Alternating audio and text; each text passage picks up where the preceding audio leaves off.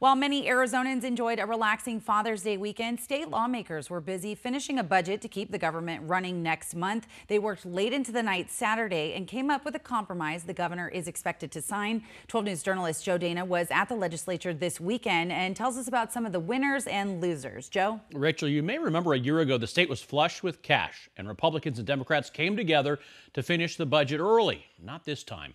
Now, first, a moment of unity as two senators from the opposite side of the political spectrum embraced during closing ceremonial speeches.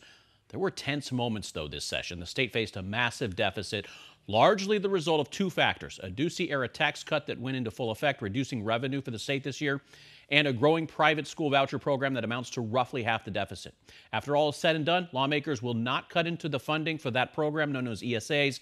Republicans held strong to the belief they want all Arizonans, including the wealthy, to have access to tax dollars to send their kids to religious and private schools. However, Democrats managed to get a few accountability measures in place for ESAs.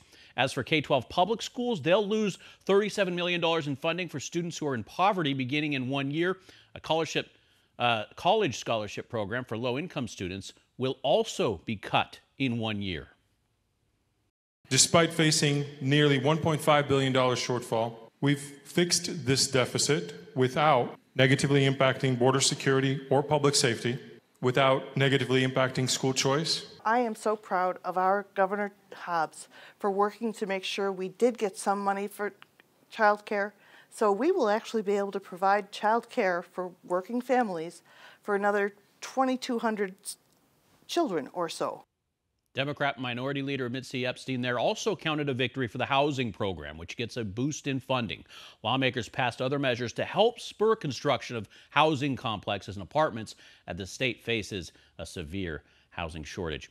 Other changes relate to allowing the testing of psychedelics for the purpose of mental health and stricter punishments to fentanyl dealers. But no raises for teachers, no raises for state road workers.